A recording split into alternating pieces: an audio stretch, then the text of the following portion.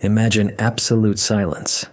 Not the blissful silence of a summer noon in the countryside, filled with the buzzing of bees and the scent of cut grass, but a dead, oppressive silence, as heavy as a granite tombstone.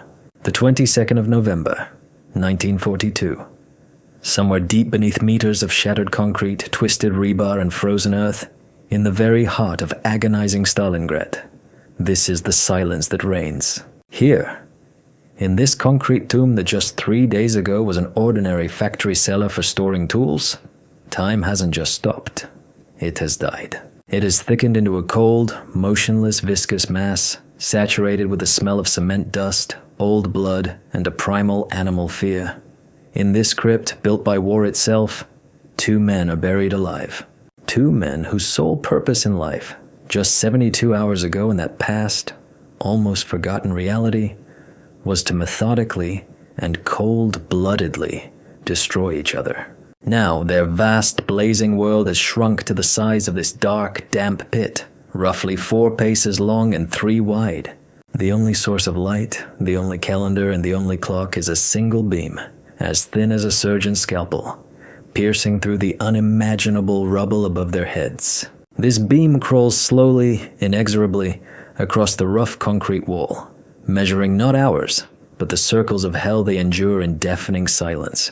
In one corner, leaning against the cold, damp wall, sits Senior Sergeant of the Red Army, Alexei Orlov. His tunic is torn, his left shoulder a solid mass of bruising from which a ragged, clotted wound protrudes. His face, a frozen mask of gray dust, sweat, and grime, resembles the visage of some ancient, tormented deity. A fixed expression of ultimate exhaustion and unbending, stubborn will. His eyes, inflamed and sunken deep into their sockets, are fixed on the opposite corner. There, in the deep shadow where the lone beam of light barely reaches, sits his counterpart, a German sniper, an Obergefreiter. His Feldgrau uniform almost completely merges with the gray walls, but the cold, steely glint of his eyes reflecting the light betrays his presence, like the eyes of a nocturnal predator. His right leg is stretched out unnaturally, the trouser leg below the thigh soaked in dark, almost black blood. He too is wounded, and wounded badly. Between them, at the precise geographical center of their small dying universe, on a surviving piece of a concrete slab, it stands. A German aluminum canteen, half full, the last source of life, and the last, most compelling reason for death. For 3 days now they have sat like this, submerged in an absolute ringing silence. They do not sleep. Sleep in this place is an unforgivable luxury, tantamount to suicide. They only occasionally slip into a heavy, sticky, gray oblivion filled with nightmares. But even in this half-slumber, their bodies remain tense, like the cocked hammer of a rifle. Every rustle, every scrape of sand falling from the ceiling, every breath from the other that is too loud, is perceived as a direct and imminent threat. They are perfect predators who have honed their instincts to perfection, and now they are locked in the same cage. They both know the immutable law of this cage. Whoever shows weakness first, whoever closes their eyes from fatigue first, whoever cannot withstand the hellish torment of thirst and takes an extra sip, will lose. Not the battle, but life itself. Their hatred has not disappeared. It hasn't evaporated or dissolved in their shared despair. It has simply gone deeper, transformed, becoming cold, concentrated, and as pure as crystal poison. It hangs in the air, thicker than the cement dust, settling in their lungs and grinding on their teeth. This is no longer the ideological hatred of a soldier for an enemy, fed by propaganda. It is something more ancient, more primal. It is the hatred of 2 alpha males locked in the same territory, where there is only one resource for survival, and it is rapidly diminishing. How did they, 2 professional killers, 2 masters of camouflage and patience, end up in this common grave, where the only weapon left was silence, and the only shot was a glance?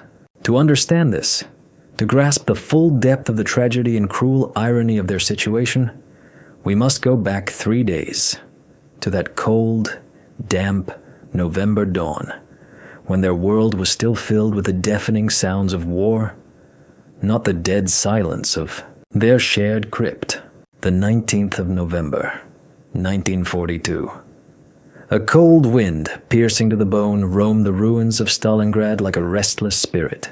It howled in the skeletons of factory smokestacks, rustled scraps of German leaflets on twisted rebar, and carried the ashes of burnt buildings and the faint, nauseatingly sweet smell of decay across the dead city.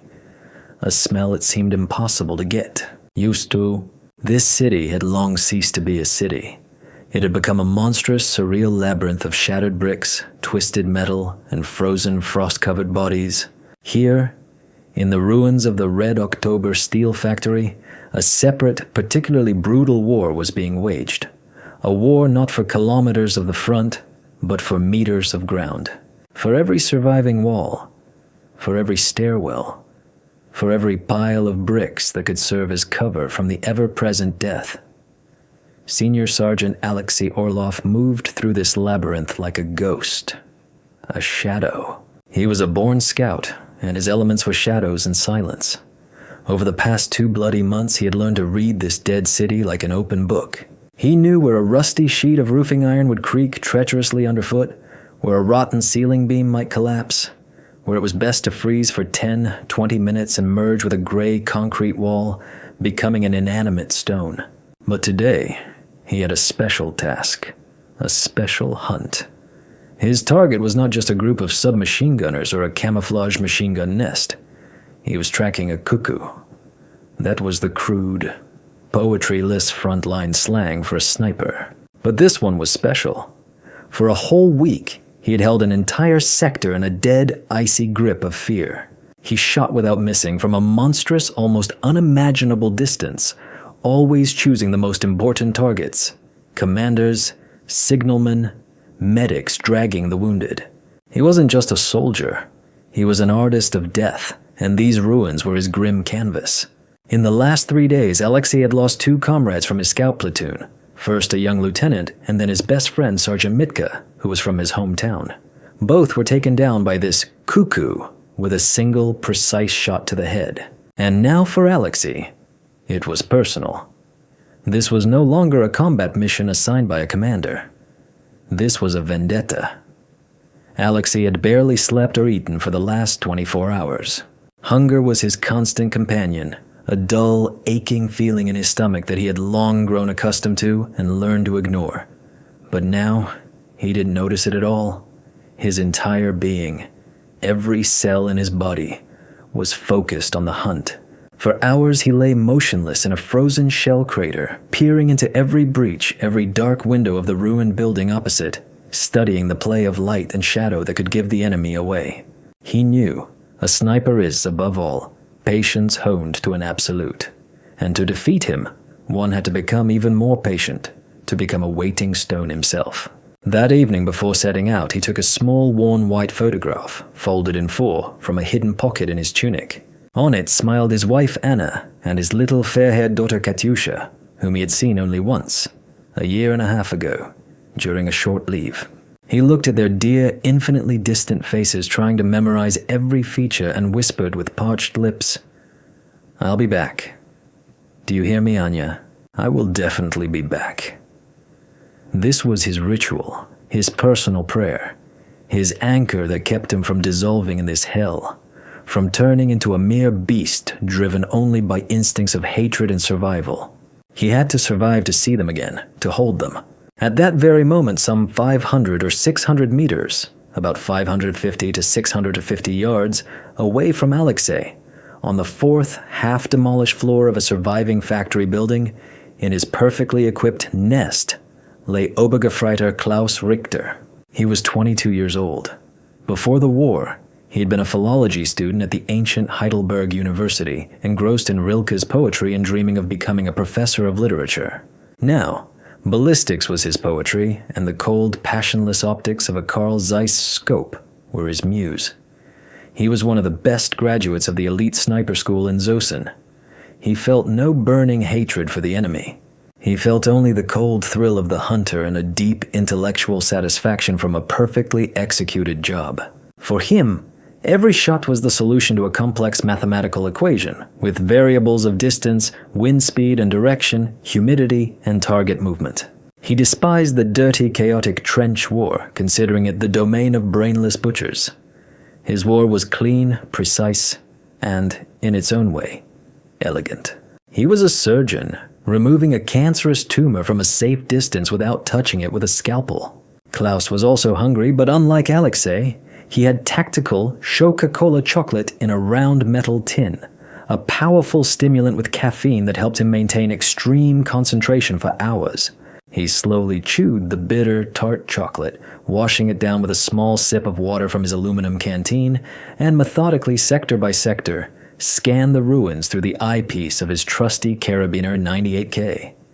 He knew he was being hunted.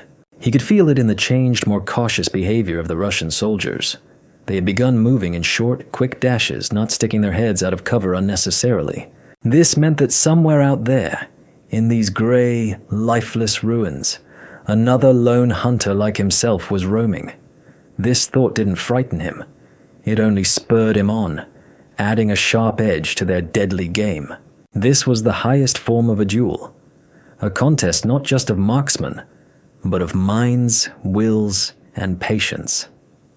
That evening, he tried not to think of his fiancée Greta, whose violet-scented letter lay in his breast pocket. Thoughts of home, of a peaceful life, made him softer, more sentimental. And here in Stalingrad, sentimentality was tantamount to death. He was completely absorbed in the process. He was in his temple, and his only prayer was tense anticipation. He did not yet know that the dawn he would meet in a few hours would be the last dawn in his familiar, ordered world. He had no idea that his next duel would be fought not at a distance of half a kilometer, but at arm's length, and the main weapon in it would not be his magnificent rifle, but a simple sip of water. The dawn of November 19th was gray, joyless, and cold. Low, heavy, leaden clouds clung to the skeletons of factory chimneys, threatening to burst at any moment with either wet snow or freezing rain. Alexei Orlov had lain in his position through the long, endless night without closing his eyes for a minute. His body was numb and stiff to the point of complete insensibility, but he paid it no mind. His gaze, which had grown heavy and sharp during the night, was fixed on the gray building opposite.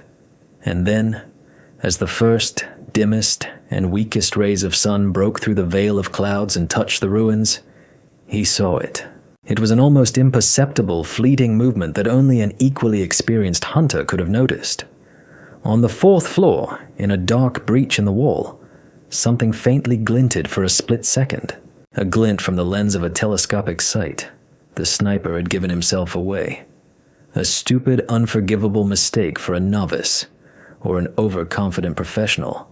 Alexei's heart began to beat faster, thudding against his ribs, but his breathing remained steady and calm, and his hands, gripping the cold wood of his SVT-40, were as steady as rock. He was caught. Now all that was left was to wait for the right moment to shoot. The duel had begun. Klaus Richter also instantly realized his mistake. That accidental, barely noticeable glint was unforgivable for a professional of his level. He cursed himself mentally and froze, becoming an immovable part of the concrete wall. He knew he had been spotted. Now it was a game of endurance, of nerves. Who would break first? Who would make the fatal mistake? The hours flowed like thick, viscous tar. They lay opposite each other, separated by 500 meters of dead, bullet-swept space, but connected by an invisible, taut thread of a deadly contest. They were perfect mirror images of each other. Two men who had brought the art of killing to the highest degree of perfection. Two lone wolves in the lifeless stone jungle. An hour passed, filled only with the howling of the wind and the distant rumble of artillery. Then a second. The tension mounted, becoming almost physically palpable, like a tightly stretched string about to snap. And then Klaus decided to resort to an old trick. He tied his spare helmet to a piece of board, and very slowly, millimeter by millimeter, pushed it out from behind his cover. A classic, worn-out trick, but under conditions of monstrous nervous strain, when nerves are stretched to the limit, it could sometimes work. Alexei saw the movement. For one brief moment, his finger instinctively moved to the trigger, but he held back. He had hunted this sniper for too long to fall for such a cheap, primitive ploy. He just smirked to himself and continued to wait, and his animal patience was rewarded. Klaus, thinking that his opponent had either left or not noticed the bait, made a second, this time truly fatal mistake. He decided to shift his position slightly to get a better view of the sector, and for a split second, he leaned out from behind his cover a little more than he should have. That was more than enough. Alexei smoothly, almost gently, moved the barrel, caught the gray figure in his crosshairs, and softly squeezed the trigger. The shot sounded dry and sharp in the frosty air. But at the very moment the bullet left the barrel of Alexei's rifle, the air was torn by another sound. A rising, monstrous, eardrum-shattering howl that chilled the blood and froze the soul.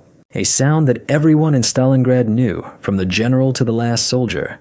The sound of a diving Junkers Jew 87 bomber, nicknamed the Jericho Trumpet for its wail.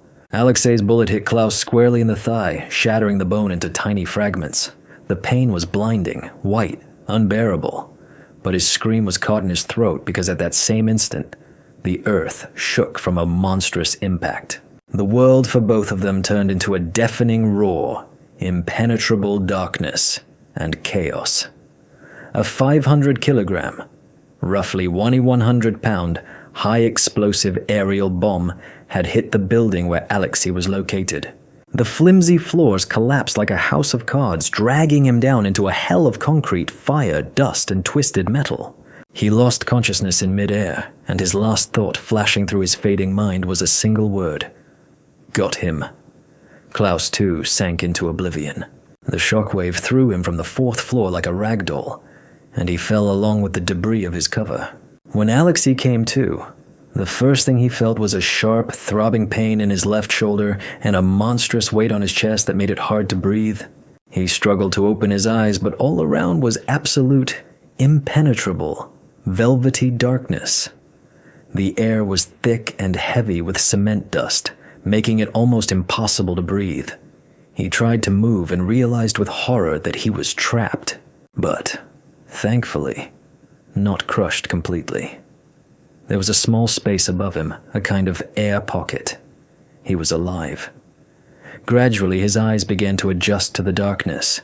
He made out a narrow, dim beam of light coming from somewhere above, and in that beam, he saw a silhouette. A person. He was sitting a few meters away, leaning against the wall, and on his head was a helmet of a distinctive horned shape, a German. Alexei's heart sank. He instinctively reached for his rifle, but it was nowhere to be found. Nearby, under his hand, he felt only the handle of his trusty Finka knife. At that moment, the German also stirred and groaned softly in pain, clutching his leg. Their eyes met in the gloom. In the German's eyes, Alexei saw the same thing that was probably in his own. Shock, pain, and a primal, bestial, undiluted hatred. And then Alexei understood. He realized who was sitting in front of him. It was him. That very cuckoo. The sniper. His target. Fate, in its most cruel and dark irony, had not just saved them both from certain death under the bombs. It had locked them in the same tomb. At that moment, Alexei realized with icy clarity, their duel was not over. It had just moved to a new, far more terrifying and intimate level. The first few hours in their shared tomb passed in absolute, oppressive silence. It was not merely an absence of sound, but a heavy, crushing quiet, filled to the brim with mutual hatred, pain, and the deepest distrust. They sat in opposite corners of their concrete crypt like two scorpions in a jar, watching each other's every move, no matter how slight. Any sudden gesture, any overly loud breath, any cough could be interpreted as the beginning of a surprise attack. Alexei slowly, trying not to make the slightest noise, examined himself. A sharp, throbbing pain shot through his left shoulder. Apparently, a sharp piece of concrete or rebar had deeply gashed the muscle. The bleeding had almost stopped, forming a hard crust, but any movement brought a fresh flash of excruciating pain. Something else was worse. His lungs burned from the ingrained cement dust. Every breath was torture, triggering fits of dry, tearing coughs. But the most terrible torment, slowly but surely eroding his will and sanity, was thirst. His soldier's canteen was irretrievably lost somewhere in the meters of rubble above. His throat was so dry it felt lined with coarse sandpaper. His tongue was swollen, a clumsy piece of wood that barely moved in his mouth. He tried to swallow, but only a dry, scratching, painful sound came out. And then he looked at the German again, and he saw it. The aluminum canteen with its corrugated surface. It stood on a piece of concrete right between them, the dim beam of light reflecting off its cap. It seemed like the only real living thing in this gloomy, dead world. He couldn't take his inflamed eyes off it. Water. Just 3 meters away from him was water, was life. The thought became an obsession, hammering in his brain like a woodpecker, drowning out the pain in his shoulder, the fear, and the despair. He stared at the canteen, and images from his past, pre-war, almost unreal life flashed through his mind like a kaleidoscope. The creaking well sweep in his native village, the ice-cold, ringing water from a sweating, galvanized bucket, the taste of a summer downpour he used to catch in his mouth as a boy. These memories were so vivid that he could almost feel a ghostly coolness on his chapped, bleeding lips. But between him and the life-saving water sat the enemy. He was wounded, but he was alive, and he was a sniper, which meant he was patient, cunning, and deadly. Alexei tightened his grip on the handle of his knife. Maybe wait until he fell asleep from weakness, or lost consciousness from pain. But the German wasn't sleeping. His eyes in the gloom burned with a cold, watchful, unblinking fire. He was watching too. Klaus Richter was suffering no less, perhaps even more. His thigh, shattered by the bullet, had become one solid, throbbing mass of unbearable pain. He knew perfectly well that if he didn't stop the bleeding and treat the wound, blood poisoning would set in, and he would die in terrible agony in a day or two. He tore a piece from his field shirt and tried to make a makeshift tourniquet, but every movement made his vision darken and nausea rise in his throat. He desperately needed bandages and an antiseptic. He knew from intelligence reports and prisoner interrogations that every Russian soldier carried an individual dressing packet in his gear bag or trousers. A simple but ingenious item. A sterile bandage and 2 cotton gauze pads soaked in disinfectant. And he looked at the Russian. He saw his fixed, almost insane gaze directed at his canteen. And he saw the Russian's hand slowly, almost imperceptibly, clenching and unclenching the handle of a knife. Klaus was not only a first-class sniper, he was an intelligent, educated man. He understood everything without a word. They were in a stalemate, a diabolical trap. One had water, without which the other would inevitably die of dehydration in a day or two. The other had medical supplies, without which the first would bleed out or die of gangrene in a few hours. Their mutual hatred for each other was boundless, but the survival instinct, the oldest, most powerful, and most undeniable of all instincts, proved to be even stronger. Several more long, agonizing hours passed. The silence became unbearable. Thirst turned into a sophisticated form of physical torture. Alexei felt his blood thickening in his veins, his thoughts becoming jumbled. He knew he couldn't last much longer. And he made a decision, slowly, very slowly, demonstrating his every move so as not to provoke the German. He pulled a small, rubberized gray packet from the side pocket of his trousers. He placed it on the concrete floor in front of him. Then he raised his eyes to the German and first nodded towards the packet, then gave a meaningful look at his wounded leg. It was a gesture, an offer, a silent pact made in the very heart of hell. Klaus stared at him for several long, endless seconds. A fierce struggle was visible in his eyes, a struggle between ingrained hatred for the enemy, for the subhuman, and a desperate, all-consuming desire to live. Finally, slowly, with visible effort, he extended his healthy left hand and pushed his precious canteen half a meter closer to Alexei. The truce was made. The moment their silent, desperate deal was struck brought not the slightest relief. On the contrary, the invisible tension hanging in the air increased to its limit, becoming almost tangible, like a coiled spring ready to snap at any moment. Now the space between them was not just neutral ground, but a truce as fragile as thin ice, which could shatter with a single wrong move, a single careless glance. Alexei looked at the canteen, now slightly closer but still in no man's land like some sacred object. He didn't dare make the first move. What if it was an elaborate trap? What if, at the very moment he reached for the life-saving water, the German, gathering his last strength, lunged at him with his knife? His leg wound might not be as serious as it looked. Snipers were unsurpassed masters of deception and camouflage. Klaus, in turn, kept his eyes glued to the dressing packet lying at the Russian's feet. He, too, was doubtful. What if the Russian just wanted to lure him closer to deliver a sure, fatal blow with his knife? They continued to stare each other down, trying to penetrate the other's skull, to read his thoughts, to anticipate his next move. But the agony of unbearable thirst and sharp throbbing pain was stronger than fear and distrust. Finally, Alexei decided.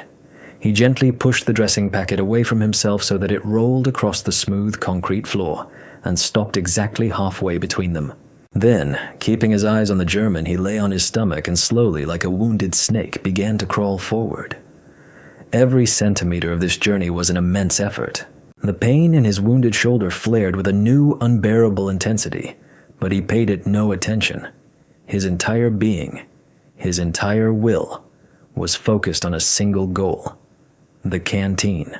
He reached it, grabbed it with a hand trembling from strain and weakness, and just as slowly crawled back to his corner.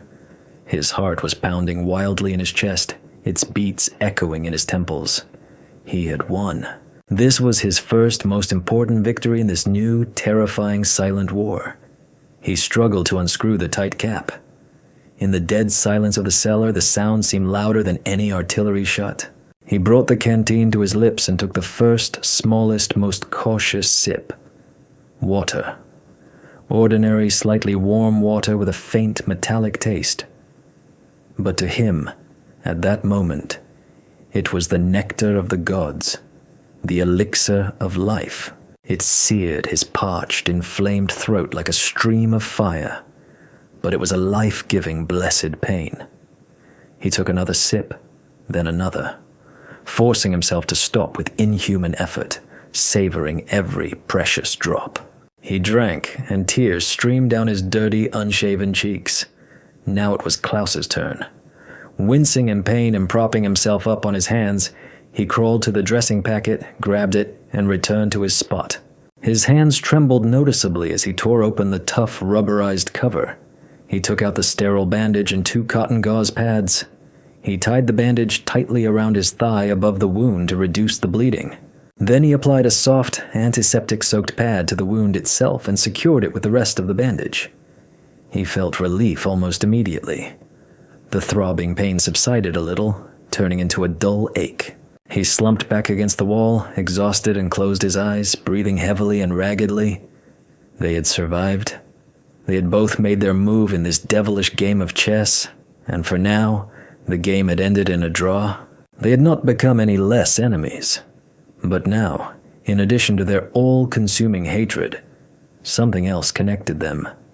A fragile, almost intangible sense of mutual, unnatural dependence. They were still enemies, but now they had a common, far more terrifying and merciless foe. That enemy was the tons of concrete, steel, and dead earth above their heads, and they could only fight this common enemy together. After the first, most acute phase of their survival, the fight against deadly thirst and uncontrolled bleeding, was successfully passed, A new stage began. A stage of cold, sober realization. The realization that if they truly wanted to get out of here alive, they would have to not just tolerate each other, but actively cooperate.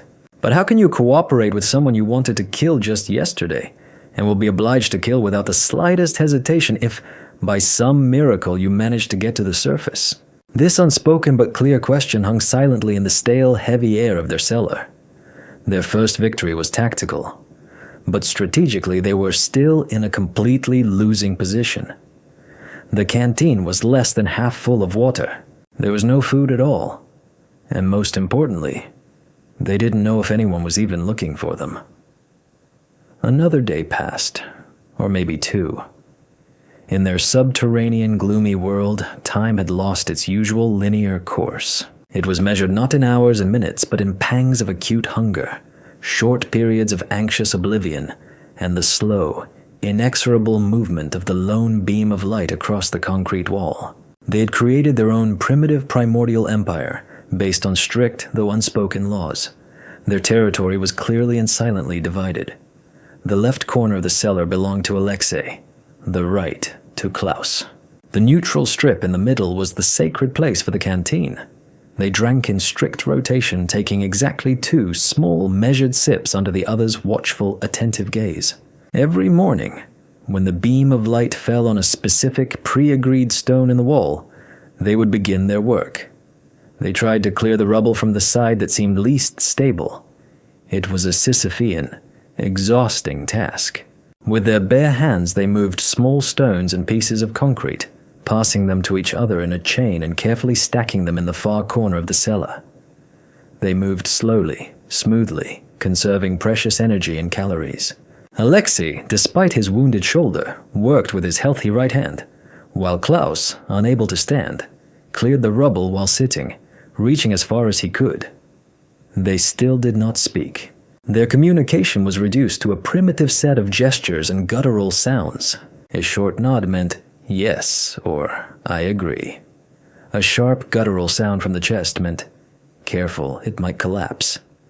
They learned to understand each other without words, like members of a single primitive tribe, like 2 experienced partners. There was something deeply surreal about this joint monotonous work. 2 soldiers from warring armies, 2 perfect killers created for each other's destruction, working together, shoulder to shoulder, to dismantle what, by the design of war, was meant to be their common, brotherly grave. Sometimes during their work, their hands would accidentally touch. In those moments, they both flinched as if from an electric shock and quickly pulled their hands away. It was a painful reminder of who they really were. A reminder that their truce was merely a temporary forced measure, an unnatural alliance forged in the face of a common enemy. The hunger grew more agonizing. It turned into a constant gnawing, sucking pain in the stomach. They began to have vivid, colorful dreams about food. Alexei dreamed of the fragrant rye bread his mother used to bake in a Russian stove, the thick aroma of hearty shchi, and the taste of simple boiled potatoes with dill. Klaus dreamed of appetizing Nuremberg sausages with stewed sauerkraut and a huge frosted mug of cold Bavarian beer. They would wake from these dreams with a bitter taste in their mouths and an even sharper, more unbearable sense of hunger. One day they found their first real prey, a huge, fat, seasoned cellar rat. It brazenly scurried out from under the stones, and Alexei, displaying the lightning reflexes honed by years as a scout, pinned it to the concrete floor with his knife in a single swift motion. They looked at the killed, still twitching animal, and the same primal fire burned in their eyes. The fire of all-consuming hunger. Alexei pulled out the knife, wiped it on his trousers, and silently held the rat out to Klaus. Klaus understood without words. He took his Zippo lighter from his pocket and lit a small scrap of his undershirt. Together, like experienced butchers, they skinned the rat with Alexei's knife and, skewering pieces of the pinkish meat on a rusty piece of rebar, began to roast them over the weak, smoky flame. The smell of roasted meat mixed with the acrid smell of burnt cloth was both disgusting and wonderful. They ate in silence, tearing at the tough, half-raw, smoke-flavored meat with their teeth. It was their first meal together. their first feast in hell. In that moment, they were not a Russian and a German. They were just two hungry creatures sating their primal hunger. And this shared meal, this divided dinner, brought them closer than all the days of working together. For the first time, they saw in each other not just an enemy uniform, but something else. Something simple, understandable, and human. But just as this fragile, unnatural, almost impossible bond began to form between them, their small, barely established world began to crumble. Not from the outside, but from within. Several more agonizingly long days passed. Their routine became familiar, almost automatic. Wake with the first beam of light, clear rubble until complete exhaustion, 2 sips of water, hunt for rats, which, fortunately, were plentiful in the cellar, and then back to a heavy, anxious oblivion. But this monotony, multiplied by constant nervous tension, hunger, and pain, began to take its toll. Their minds, stretched to the breaking point like a violin string, started to fail. Klaus was the first to break. His leg wound became severely inflamed despite the bandage. The leg swelled to an incredible size and turned a purplish-blue color. A high fever set in. Sepsis. He would either fall into complete unconsciousness or start thrashing about and raving loudly. He spoke in German, arguing fiercely with someone, giving orders, and then suddenly he would start calling out a name, Greta, and tears would stream down his cheeks. Alexei watched him with a mixture of anxiety and deep caution. On one hand, a weakened, almost delirious enemy was a good thing. He would be easier to control, and if necessary, to eliminate. But on the anther, in a fit of delirium, the German could do anything. He might attack him, or smash their last precious canteen of water. And also, somewhere deep in his soul, where something human still remained, Alexei genuinely felt sorry for him. He saw before him not a hated enemy sniper, but just a young 22-year-old boy dying in terrible, inhuman agony. One night, Klaus shot up with a loud, inhuman scream. His eyes were wide open but saw nothing, staring into the void. He shouted something in German, desperately fighting off invisible enemies who were apparently attacking him in his inflamed mind. He began to crawl towards the rubble, frantically throwing stones and risking a new, this time fatal, collapse. Alexei realized he had to do something, or they would both die. He quickly crawled over to the German, grabbed him firmly by his healthy shoulder and shook him hard. "Quiet," he hissed in Russian. "Quiet, I said. Calm down." Klaus didn't understand the Russian words, but he heard the authoritative, commanding tone in Alexei's voice.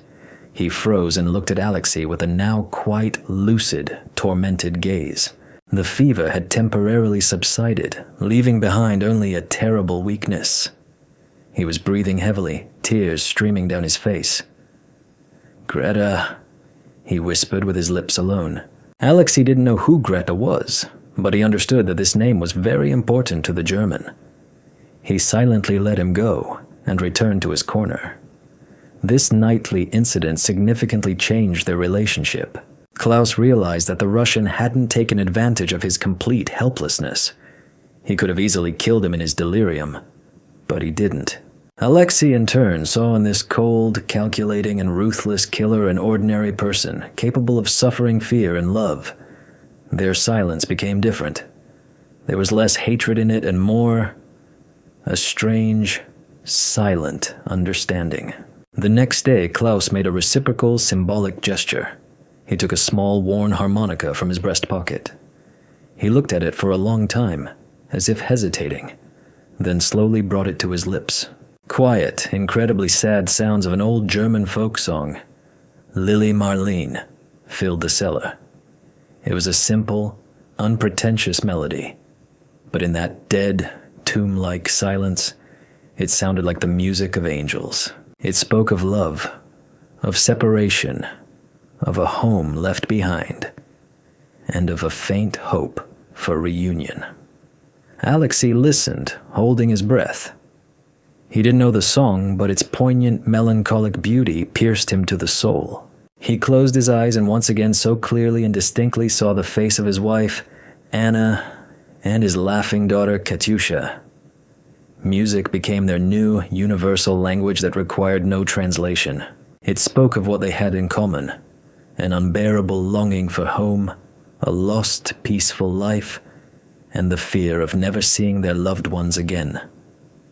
Klaus played, and Alexei listened. And in those brief moments, they ceased to be enemies. They were just two people, lost in the hell of war, who had found a fragile, fleeting comfort in music. But their small, ghostly world, built on water, rat meat, and music, was doomed. Because the war raging above was already preparing to deliver its final, most devastating and cruel blow. It happened on the 7th or 8th day of their unbearable confinement. They had almost completely given up hope. The water in the canteen was nearly gone, with only one sip left for each. The rats, as if sensing something was wrong, had disappeared. Hunger and weakness had become their constant companions. They could barely work on clearing the rubble anymore. They were just lying in their corners, submerged in a heavy, indifferent apathy, when they heard it. At first, it was a barely discernible, muffled sound, like a distant scraping or knocking. They froze simultaneously as if on command and listened intently. The sound repeated, this time a little louder and clearer. Then again. It was coming from somewhere above. Someone was clearing the rubble. "Rescue!" The thought, like a powerful electric shock, pierced them both, tearing them from the grip of apathy. They looked at each other, and for the first time in all this torturous time, a bright, almost insane hope flared in their eyes. They were alive. They had been found. They would soon be saved. But the euphoria was short-lived, lasting only a few seconds. It was almost instantly replaced by a cold, soul-chilling question that froze in both their eyes. Who was up there? Russians or Germans? On the answer to this simple, seemingly straightforward question depended not just their lives, but something far greater. If it was the Russians, then Alexei would be saved. He would return to his own, be decorated, become a hero. And Klaus would become a prisoner of war. And that was in the best, almost unbelievable case. Given the extreme ferocity of the fighting in Stalingrad and the hatred for snipers, he would most likely be shot on the spot without trial. If, however, it was the Germans upstairs, everything would be the exact opposite. Klaus would return to his unit, receive the Iron Cross for his courage and endurance. And Alexei, the fate of a Russian scout captured by the Germans was even more terrible and unenviable. Their fragile, forced truce collapsed in an instant. It crumbled to dust in the face of this new, terrifying dilemma. All the ghostly humanity that had so painstakingly been born between them in that cellar evaporated without a trace. They were once again what they had been from the very beginning, Senior Sergeant Orloff and Obergefreiter Richter. Enemies. The scraping and knocking from above grew louder and clearer. They could now distinguish individual sounds. The dull thuds of crowbars against concrete. The scrape of shovels clearing stones, muffled, indistinct voices. But they couldn't make out the words. They couldn't understand what language their long-awaited rescuers were speaking. And so began the last, most terrible duel of their lives. A silent, psychological game where life and freedom were the stakes. They froze again in their corners, but now their stillness was completely different. It was the predatory stillness of two beasts hiding in tall grass before the final, decisive, deadly pounce. Each of them was thinking feverishly, intensely, what to do. Kill the other right now, before it's too late? But that was too risky. A fight in a confined space, especially in their weakened, exhausted state, could end in death for both. Or wait until the rubble was completely cleared. But then, the one whose comrades came to the rescue would gain a huge, decisive advantage. Alexei slowly, almost imperceptibly, felt for the handle of his knife. His palm instantly became sweaty. He looked at Klaus and saw in his eyes the same cold, calculating, deadly expression he'd seen through his scope days ago. Klaus, in turn, slowly, almost imperceptibly, pulled a long piece of rebar with a sharpened end towards him, which they had been using to clear the rubble. Their small, shared universe was once again filled to the brim with pure, concentrated hatred. But now it was not just hatred. It was concentrated, animal fear. The fear not just of dying, but of dying 1 second before rescue, of losing at the very end of this diabolical game. Time slowed down again, turning into a sophisticated form of torture. Every blow of a crowbar from above echoed in their hearts like a hammer on an anvil. They waited. They waited for the first ray of light to appear, for the first clear, understandable word to be spoken. And each of them was ready, at that very second, without the slightest hesitation, to kill the other. To survive. To win. Finally, it happened. One of the large concrete blocks in the ceiling shifted, and a bright, blinding, unbearable daylight flooded into the opening. Alexei and Klaus squeezed their eyes shut simultaneously from the sharp pain. Their eyes, accustomed to the eternal gloom for a week, could not stand the flood of light. And then, along with the light, a loud, clear, living human voice burst into their cellar. And it was speaking Russian. "Hey, anyone alive in there? Answer!" a voice shouted from above. For Alexei, it was the most beautiful, most desired sound he had ever heard in his life. It was the sound of rescue, the sound of returning home, to life. He struggled to open his eyes and looked at Klaus. In the German's eyes, also blinded by the light, he saw everything, complete, final realization, doom, and a quiet, deadly, cosmic despair. In that brief, infinitely long moment, lasting no more than a second, their entire week spent in that cellar flashed before Alexei's eyes. The shared canteen, the first life-saving sip, the bandaged wound, the rat, killed and eaten, the quiet, sad melody of the harmonica. For a split second, something in his soul faltered, something broke. He saw before him not an enemy, not the faceless cuckoo who had terrorized his sector, but just a man with whom he had shared his last water and his last hope. A man who had not let him die of thirst. A man who had not killed him when he was delirious. But that second passed, burned out like a matchstick, and he was once again Senior Sergeant Orloff, a scout of the Red Army. He had his orders. He had his duty. And before him sat an enemy. An enemy who had killed his comrades. An enemy who would have killed him without the slightest hesitation or regret if Germans had appeared above. And Alexei made his choice. Or perhaps it wasn't him, but the soldier inside him. While Klaus, blinded by the bright light and stunned by the realization of his inevitable fate, still sat motionless, paralyzed, Alexei acted. He did not hesitate. He did not give him a chance to surrender. He said nothing, explained nothing. He simply carried out his soldier's duty. With a single sharp movement honed by years of training, he threw his knife. The blade, glinting dully in the beam of light, struck the German precisely in the throat, under the Adam's apple. Klaus made no sound, only a quiet, choked gasp. He instinctively grabbed the handle of the knife, his eyes wide with mortal surprise and pain, and he slowly, as if very tired, slumped to the side. With his last, fading gaze, he looked at Alexei, and in that gaze, there was no hatred, no fear.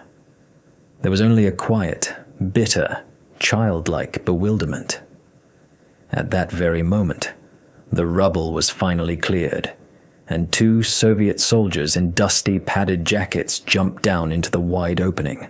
They saw Alexei, exhausted, overgrown with stubble, with wild, burning eyes, and the dead German with a knife in his throat beside him. "You all right, brother? You alive?" one of them asked, barely recognizing the famous scout Orloff in this specter, and held out a hand to Alexei.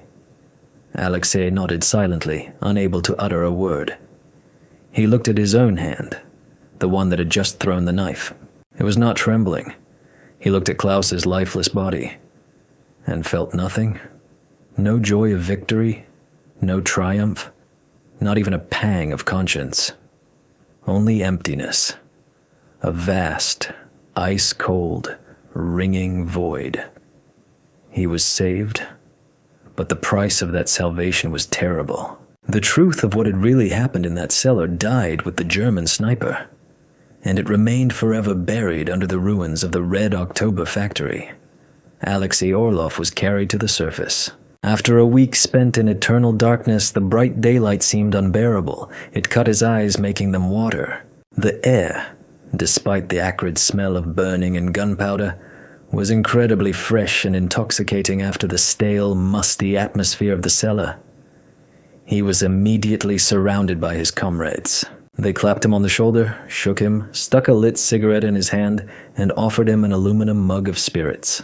He mechanically took a large gulp, and the fiery liquid coursed through his body like a burning wave, bringing him slightly back to life. He was a true hero. He had not only miraculously survived being buried alive, but he had also, while wounded, single-handedly eliminated the elusive cuckoo who had been plaguing the entire regiment. When a grim-faced captain from the special department interrogated him after he had recovered a bit, Alexei told a simple, clear, and understandable story. He tracked the enemy sniper, engaged him in a duel. During a sudden bombing, they were both trapped in a cellar. The German had been seriously wounded topside, and he, Alexei, taking advantage of the moment while he was weak, had eliminated the enemy. He did not mention the canteen of water, the dressing packet, the joint effort to clear the rubble, the rat meat, or especially the harmonica. He told the only correct version of the truth, the one they wanted to hear. A truth that fit perfectly into the simple, clear picture of war, where there are heroes and there are enemies to be destroyed, with no room for shades of gray, doubt, or pity. He was recommended for the Order of the Red Star. In the field hospital, and later in the rear hospital where he was sent for treatment, he became a local celebrity. Soldiers and nurses came to listen to his incredible story, and he told it again and again, believing it more and more himself with each retelling.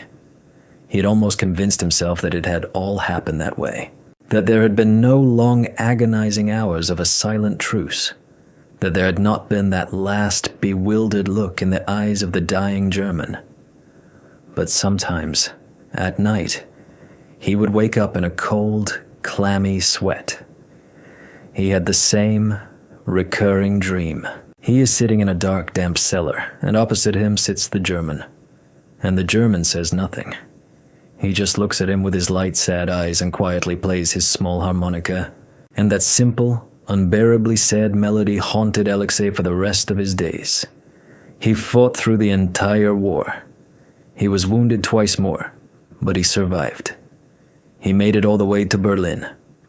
After the war, he returned to his home village. He married his Anna, who had waited for him all those years. They had 2 more healthy sons. He was a respected man, a hero, elected as the chairman of the collective farm. He never told anyone, not even his wife, in moments of greatest intimacy, what had really happened in that Stalingrad cellar. That secret died with him, but something inside him had irrevocably broken, had snapped forever. He became quiet, withdrawn, and unsociable. Sometimes, during noisy Victory Day feasts, when his old comrades, after a few drinks, would start cheerfully reminiscing about the war, he would silently leave the table and go out to smoke, staring at the night sky for a long time. He could not share their simple, cheerful memories, because his real war had been different. His main, most terrible battle had taken place not on a battlefield, but in a dark, damp cellar, one-on-one with an enemy who, for a few short days, had ceased to be an enemy. His greatest feat, which no one ever knew about, was not that he had killed the German, but that he himself had not turned into a wild beast under those inhuman conditions. And his greatest crime, which he committed against himself and his own conscience, was that he had, in the end, killed the one with whom he had shared his last sip of water and his last hope. He died in 1975 from a massive heart attack. He was buried with full military honors as a hero, There were always fresh flowers on his grave, but no one knew that in an old, creaky chest of drawers, among his military decorations and yellowed frontline letters, a small, dented German harmonica was carefully kept until the day he died. Not even his wife knew where he had gotten it. The official history, as always, is simple, concise, and straightforward. In the Central Archives of the Ministry of Defense in Podolsk, there is a short, dryly written entry. Senior Sergeant Orlov, Alexei Ivanovich, while on a reconnaissance mission in the area of the Red October factory in the city of Stalingrad, displaying courage and heroism, tracked down and eliminated a particularly dangerous enemy sniper who was responsible for several officers and soldiers of our regiment, for which he was presented for a government award. A dry line in an archival. File, full stop. But the real story, the so-called trench truth, forged in suffering, never makes it into the archives. It lives on in soldiers' tales, in half-forgotten legends passed on in whispers around a campfire or over a bottle of vodka. Among the veterans who went through the hell of Stalingrad, a strange legend circulated for a long time about a ghost scout who hunted for weeks in the ruins for an equally elusive German ghost sniper. It was said that they were not men, but evil spirits of that dead, ruined city. It was said that their duel lasted so long that they began to understand and respect each other without words, like two old, seasoned wolves, and that in the end, when they were both trapped in the same cellar, they didn't kill each other. They just sat in the dark and silently awaited their death, because their personal war was over. Over time, this story turned into a legend, became embellished with fictional, incredible details, and eventually became a parable. A parable about how, even in the very heart of hell, at the epicenter of human hatred and cruelty, something can sometimes arise that is stronger than war. Something fragile, barely perceptible, unnatural, but real. This story is not just a chronicle of one forgotten and insignificant episode of the Great Battle of Stalingrad. It is a bitter reminder that war is not only about large-scale battles, strategic maps, and heroic deeds. It is also about the terrifying, moment-to-moment moral choice that an ordinary person in a soldier's greatcoat has to make every day, every hour. And that the most terrible, most important battle often takes place not with an external, visible enemy, but deep within the human soul. And in that battle, as a rule, there are no winners. The story of Alexei Orlov and Klaus Richter is a story of how two men were mortal enemies, then became reluctant partners in survival, and then became enemies again. It is the tragedy of two men to whom a merciless war left no other choice. And perhaps the most important and terrible lesson of this story is that the most terrifying enemy is not the one sitting in the trench opposite, aiming a rifle at you.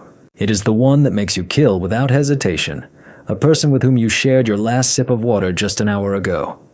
Let us know in the comments what you think of this story. Could Alexei have acted differently in his place? And subscribe to our channel so you don't miss other forgotten pages of history that will never make it into the official, sanitized textbooks.